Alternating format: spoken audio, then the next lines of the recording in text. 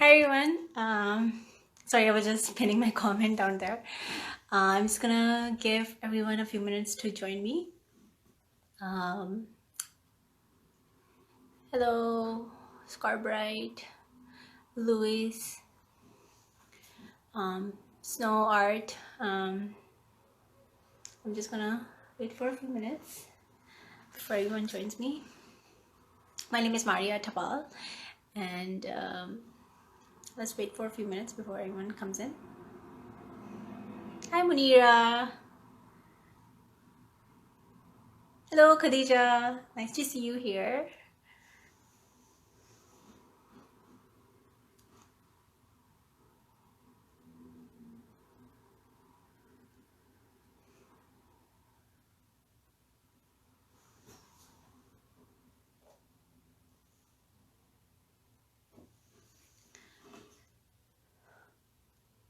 Hi boys. Just gonna wait till it's exactly 2 to start. How is everyone doing today? Looks like a beautiful day outside, and it's nice and cool in my apartment here.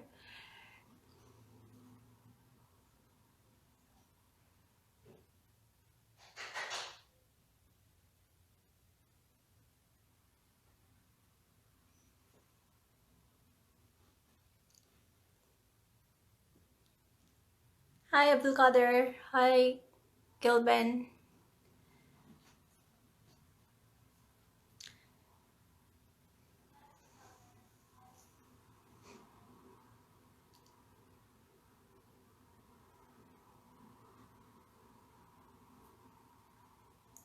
Okay, so it's 2 p.m. So I'm gonna start. Hi everyone, anyone who's joined recently. My name is Maria Tapal, and today I'm going to do a live studio tour of my space and show you some of the things that I make and kind of like the process, talk about the process, and yeah, and just share my work with you. So I just want to thank Arts Etobicoke for giving me this opportunity to share my work and my practice with your community and your followers.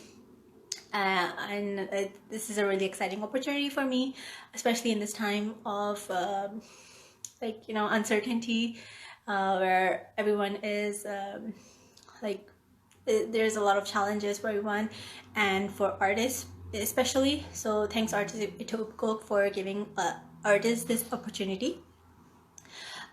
So I just want to start with a little bit of a background about myself. My name is Maria Tapal, and I'm a Pakistani-Canadian artist and textile artist and designer. And I graduated from OCAD University from the Material Arts and Design program, majoring in textiles. And I work mostly with dyeing, natural dyeing, and weaving. But my work is not limited to those. I like to include different textile techniques as well into my work. But my work typically revolves around the themes of culture and identity and being born in Pakistan, but kind of raised between Pakistan and Canada. I have this ongoing cultural exchange that happened in my personal, in my identity, that I call it a cultural hybrid identity, which I like to talk about in my work. Different culture plays an important part in my work because it kind of frames the whole the techniques that I use, as well as the what I'm trying to speak about in my work. Oh, hi! Thank you so much, Michelle. That's one of my viewings that I did last year. Thank you. So that's kind of like a summary about what my work is, and I'm excited to be sharing it with you all today. So first of all, I would like to tell you a little bit about the space that I'm working. I actually work from home. So I have a home studio. I like to call it that, but it's actually I work from my 2-bedroom apartment in Richmond Hill, Ontario. My studio also doubles as my guest bedroom and storage sometimes. But I like to, but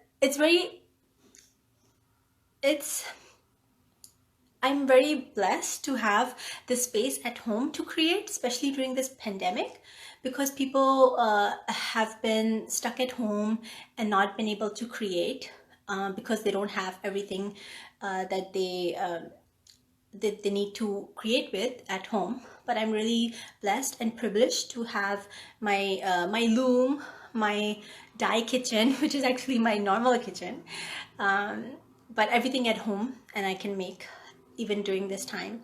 Hi everyone who joined recently. Hello, nice to meet you guys. Please let me know if you have any questions along the way as well.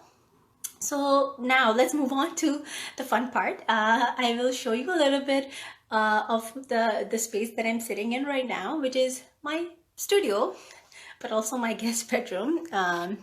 So the most prized thing that I have, which was a gift from my husband for my graduation, is my beautiful 45-inch loom. And it's kind of like the center point of my studio because it takes up the most space. But it's also I mean, I totally love my loom so much. It's very important for me to create what I do, to have a loom at home. Right now I'm working on a piece which is inspired by my recent trip to Pakistan. So this is the warp, and it's all hand dyed using natural dyes. And I'm working on a piece right now, so it's ongoing. And so this is like kind of the space, but that's the most important part of my my studio. And the other aspect of my work that is very important for me to have is my dye kitchen, which is actually my normal kitchen where I cook my normal food, but I use it as my dye kitchen as well. Of course, I have to have separate pots and pans for my dyes and my dye baths, but it's like I'm really happy to have it at home. Hi everyone, and thank you so much, guys. Thanks for appreciating my little loom. I wouldn't call it little, but anyways, so let's move on to some other things that I've laid out here for you guys. So my work is basically dyeing with natural materials. So these materials can be anything from fruit peels, like this is pomegranate skins that I have dried, and I'm going to grind them up and keep that powder and use that powder for dyeing. Onion skins are like, everyone has onion skins, and I did a tutorial or a show and tell for the Textile Museum of Canada Instagram page recently, and it was based on dyeing with onion skins. This is a little experiment that I'm starting right now. It's just dandelions. I collected them and I dried them. So I just took out the yellow parts, and I'm going to experiment dyeing with them. This dye is a bit of it's a different dye. It's a chips of a bark of the logwood tree. So I use this is also produces it's a beautiful purple color that it produces, which I'll show you. Hi everyone who's joining me right now. I'm just going over my my work and my dyed products that I make. So basically what I do is I use the natural dyes to dye fabrics and yarn. The fabric I I used to make products, like I turn it into textile accessories like pouches and tote bags. And the yarn which I dye, it's used in weaving. So I use the yarn in weaving and the fabric into these textile accessories. And I also do scarves. So the scarves that I do are actually, I sell them at mostly at holiday shops and craft shops. But I also have them on my online store. So if you want, you can go to my website, mariatapal.com, and they will be up on my shop as well, on my online store.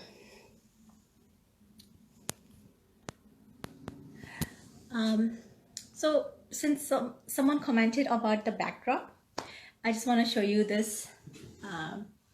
It's a weaving that I made recently.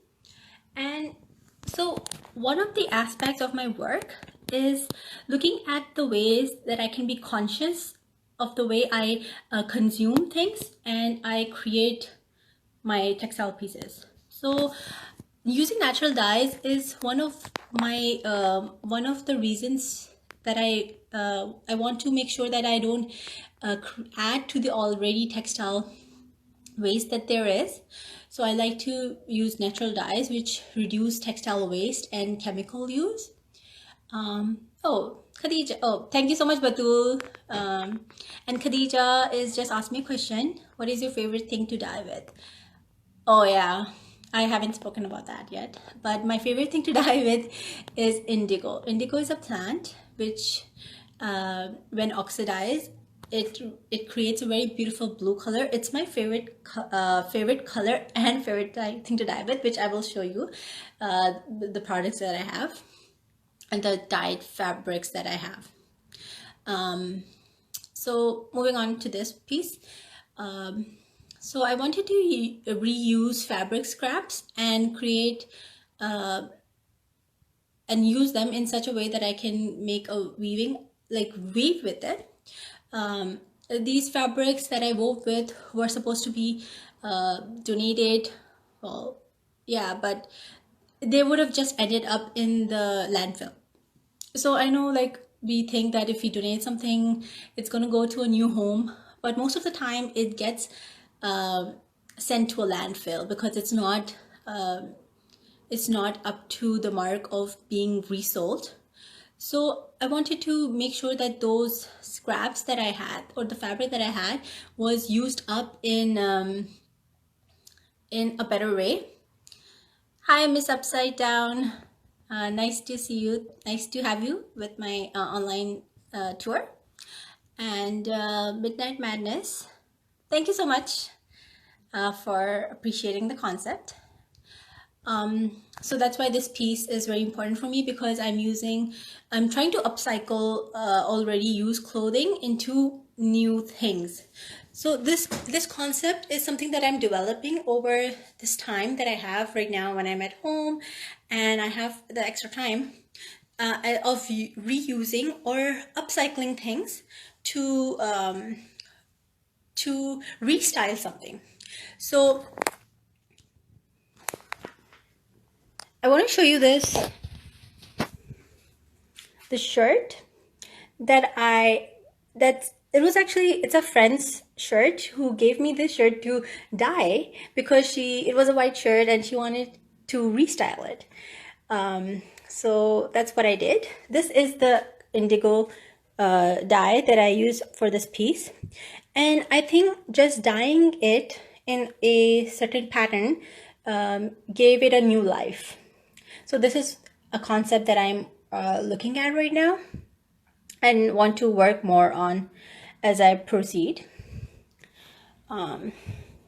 Here are some of the scarves that I was talking about. This one is onion skins. So this is the scarf that I dyed during the Textile Museum of Canada Instagram show and tell. It's a brilliant yellow. I mean, the video doesn't always do justice to these things, but it's a beautiful yellow. And the other thing is to reuse those dye baths to their full potential.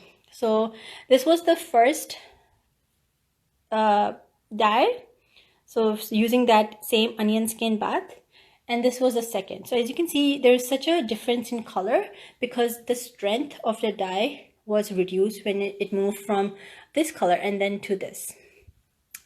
This one is a avocado and indigo dyed scarf. Now avocado, everyone has avocados at home. If you want, you can use the skins and the pits to dye with, and they have natural tannins, which you don't need any sort of a fixative with it. And it gives this beautiful pink peach color. So just want to ask if anyone has any questions or comments. If you want to see something again, please let me know. Okay, so Khadija asked me a question.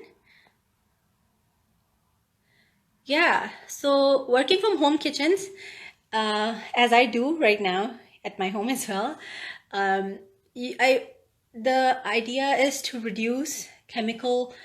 You don't want to use any chemicals in your home kitchen, right? Because that's where you cook. So the easiest and the safest things to dye with are fruit scraps. And the best thing that I would recommend is onion skins. It's a very quick and like a fun thing to start with. So you can use onion skins to dye with. And the other thing is pomegranate skins. Pomegranates also have tannins, which fix the color to the fabric. And it gives this beautiful yellow color, like a golden yellow. And it's beautiful to over dye with too. Okay, yeah, sure. So I will, yeah, so that tree bark that I was talking about, it's called logwood, and it gives a beautiful purple color. If you can see this, the lighting is not always optimum, but so this is a very beautiful purple color that it gives. So as you can see, from this to this, I love dyeing with logwood. It's so satisfactory when you create this dye. Owen, have you ever experimented with walnut dye? Look and play.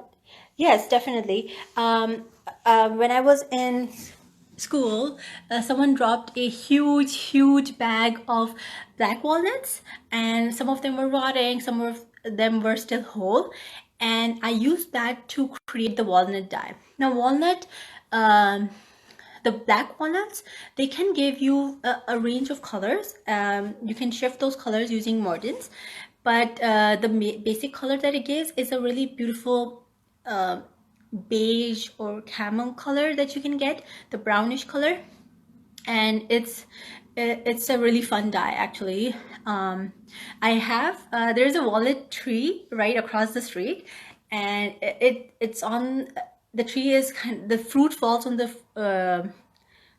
the main road. So I was thinking this time when it fruits, I will collect those walnuts and use it to dye again. Arva, peanuts. I'm not sure about that actually. I've never dyed with peanuts. I'm actually not sure. Maybe is it something that you use in your region? I would love to know more about it. So please let me know more about it. Thank you, everyone. I love to read your comments. Thank you, Tasneem, Batul. Hi, who joined me recently. Hello. Okay, Midnight Madness. There are so many dyes that I want to experiment with in the future. If any one of you is really interested in getting into dyeing, or you don't know where you want to start, you can start with home kitchen, like dyeing with home stuff that you get at home, like onion skins and fruit peels and stuff. But if you want to start off in a professional way, There is a company called Maiwa. They ship internationally, and you can get dye extracts from them. So I recently ordered some dye extracts from them, and I'm really excited to use those. There's one dye that I have used in the past, marigold, but I used like the fresh flowers. But this time I got the powdered form of it, so I want to use that because I really like to. I want to make the perfect green. So that's something that I'm after, how to make the perfect green color. Which that's why I'm going to use the marigold with the indigo to see if I can create the perfect green. Okay, anyone has any more questions? I'm happy to answer. So I was telling you about the products that I make. So I dye the fabrics, and then I sew these products. And one thing that I like to do is stitch something like this tote bag and then dye it. So then, you know, the pattern is very pronounced. So there's one that I'm actually is in the process of doing. This is a work in process. A friend of mine, many weeks ago, she asked me to do a tote bag for her. My friend, you know who you are. So I'm in the process of doing this, and I stitched the tote bag myself. This one is actually an Italian linen, and I gotta tell you, Italian linen is beautiful fabric, and it's also very sturdy. So as a tote bag, this is the perfect fabric. I know you get the normal cotton canvas bags as well, but I like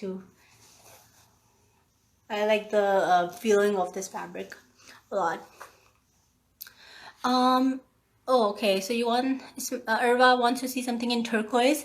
That's something that that's like I'm in the process of trying to make. Green is it's hard to achieve because the perfect green.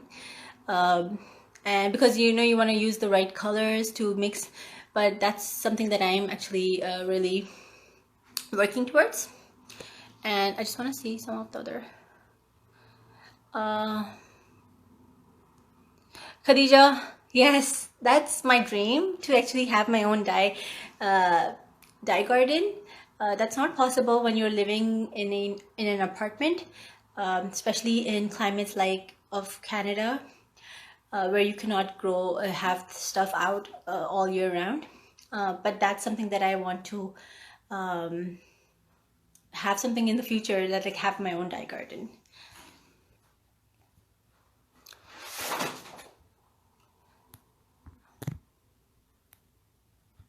Okay, I'm just reading some of the comments. Thank you guys so much. I'm having a really good time talking about my work. If you have any other questions, please let me know. I just want to check on the time.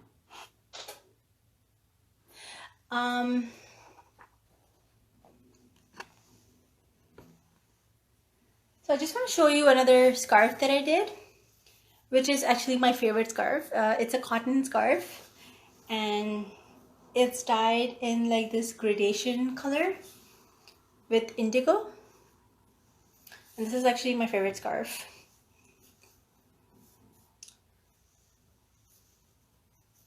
And I do these scarves in a variety of different fabrics. So this one is a cotton, these ones are cotton linen, and then there's silk as well. So if you want, you can check my website, maritapal.com, and you can also check my Instagram page if you want to see more of my work.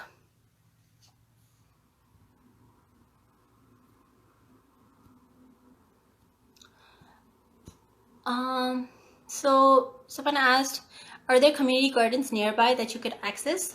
So I haven't really explored that venue because I moved to Richmond Hill quite recently, but that's actually a good idea, to something to look into. I am not I'm not that good with plants. I've known to kill them in the past, but I want to learn properly how to do gardening. A friend of mine, she recently has delved deep into gardening, and I hope to learn more about gardening from her and then hopefully not kill my plants.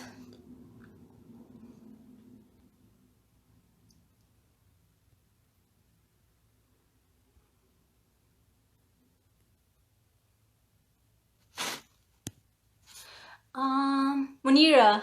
Oh yeah. So my woven scarf. I did a woven scarf a few years ago. Unfortunately, I couldn't find it. I think I put it away somewhere during spring cleaning, and I'm quite anxious. But I hope it's in the house. But I'm gonna look for it. Um, so Khadija, you're asking. You said you studied textiles in Pakistan. How is the experience different in Canada? Oh wow, that's so different. I started my textile journey, I want to call it, in Pakistan. Started studying textile design at a school called Karachi School of Art. It was a great experience for me, learning from scratch about textiles. But then when I moved here to pursue my undergrad in at Avocado University, I realized that the textiles that they deal with, like that field that they deal with here, is so much different than in Pakistan. Because in Pakistan, textiles is a major component of their export, and textile designing is very big because of bedding and clothing, apparel design. But here in Canada, everything is imported mostly. I mean, there's not a lot of manufacturing that happens here. So I fell in love with weaving, actually, and doing like weaving, making small projects, dyeing, and then just using those to create art as opposed to creating design or products. But now I use my dyeing and weaving in a variety of ways to create my products as well as pieces for my art practice.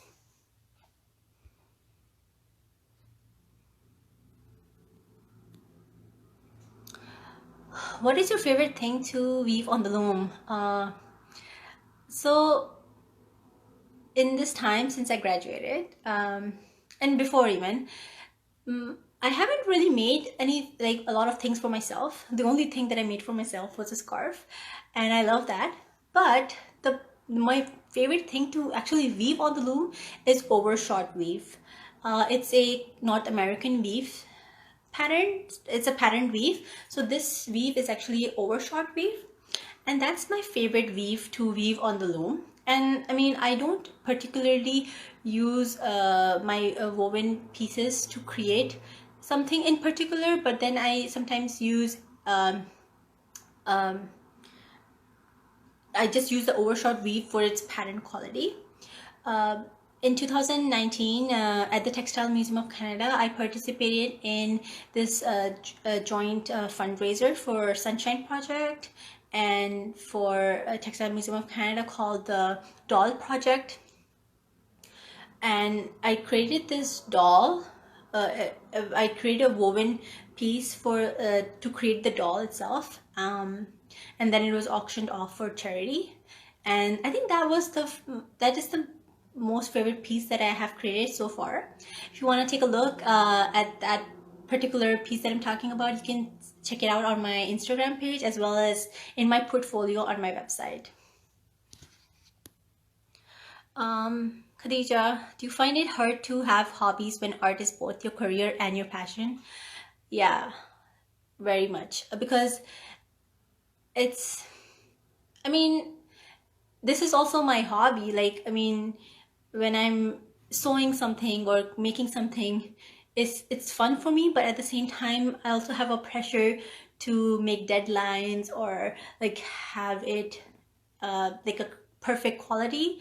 So it is hard. And I mean, I have other hobbies as well. Like I like to read, I like to cook, I like to hike, like, you know, I'd go out. in the summer especially.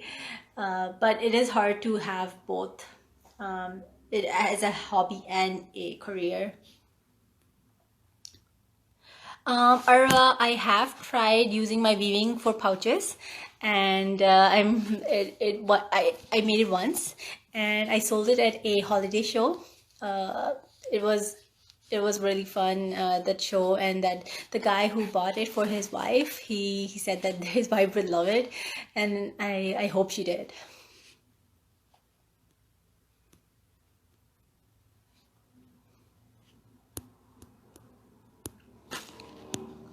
So, I'm having a lot of fun talking to everyone right now, but I feel like I should wrap up soon. Um, I just want to show you a few other colors that I have made using natural dyes before I sign off. So this pinkish color is called lac.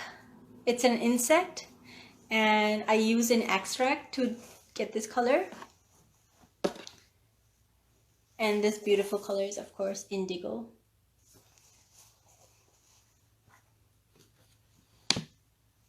And then this one is avocado and indigo. Miss Upside Down. Yes, that's so true. It's so hard to have a passion and an art project become intertwined. It is tough, because, like, I mean, sometimes it's fun as well, but it's it's hard because then you are also pressurized to have it as perfect as possible. Um, but I feel like I am really privileged and really blessed to be able to do what I love as a career as well. So I'm just gonna show a few other things that I've been working on recently since the pandemic started. Being at home, being stuck at home. I mean, I'm really appreciating this time with my husband, but at the same time, I miss my friends. I want to go out. I want to go to museums, see so many shows, go to movies, but everyone's stuck at home. But I try to use this time as best as I can. So as I said that I not only do weaving and dyeing, I also like to experiment with other textile techniques as I can. So I made this little cross stitch recently. It was inspired by flowers and spring. Spring was just blooming when the pandemic started, and so this one was the most recent project that I did. A friend of mine, she very sweetly, she sent me an embroidery kit, which I will get to soon because I need to get back into embroidery. And the other thing that I'm doing right now is making masks. Masks are very important right now, and I feel like a lot of us might have stitched up a mask or two. So I'm making masks for me and my family, my friends. So that's what my ongoing project is. So if anyone of you want a mask, reach out to me. I'm making a lot of them. And then I guess I'm just gonna read through the comments because they're so fun. Thank you guys. Thank you for being so appreciative. I'm so happy to do this live session. It's my first time, as you can see. But this upside down, it's so hard to be isolated as an artist. I find myself overwhelmed by the space in my home and the people there. That's so true. I mean, being like, I like to be alone in normal times, but right now that you're so alone, or even if you have people around you, you're not going outside, but you want to be alone. Like, I really want my husband to go to work so I can work on my stuff. But I get that. But I guess we're still great. Chacha asking, what about my green shirt? What's that about, Irma? Oh, thank you so much, Michelle. That's so sweet of you. Hi, anyone who's joined me recently. My name is Maria Tapal and I'm doing a studio tour. Um,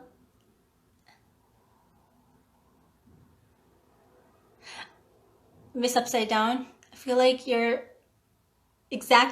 saying what I want to say. Like, I need to be alone to create. I don't need anyone else in the house, even if I have like my studio room. But I need like 100% complete isolation to start my work. I think many people might be feeling that way. Moist Tapal, yeah, you're laughing right now, but but that's not how you feel. You don't want to go back to work. So I just want to kind of end. I'm having a lot of fun, guys, but I think I'm just gonna wrap up the studio tour by showing this cross-stitch portrait that I made of me and my husband, and it's kind of like my prized possession. This is one thing that I made for my husband's birthday. I just want to show you and kind of end this live tour. So my practice is not just dyeing and weaving, but it's all kinds of textile techniques. And I think textiles and being an artist in general is, I think it's the best thing for our mental spaces, mental health right now, that we can make, we can create, we can keep working, even though like the outside world is crazy. But we know that at home we can, when I get on my loom, I feel like I'm transported to another world where none of this pandemic stuff is happening. So I think all of us, anyone who's joined me today, thank you so much for joining me. And I would love to answer any of your questions if you have any, or if you just want to reach out to me, check out my work, learn more about my work. I would love to chat with you about that. And at the end, I just want to thank Arts Etobicoke for giving me this opportunity to interact with all of you today. And thank you so much for watching today. And let me know if you have any questions. My Instagram handle is pinned in the comments, and so is my website. So thanks, guys. I had a great time today. Okay, bye.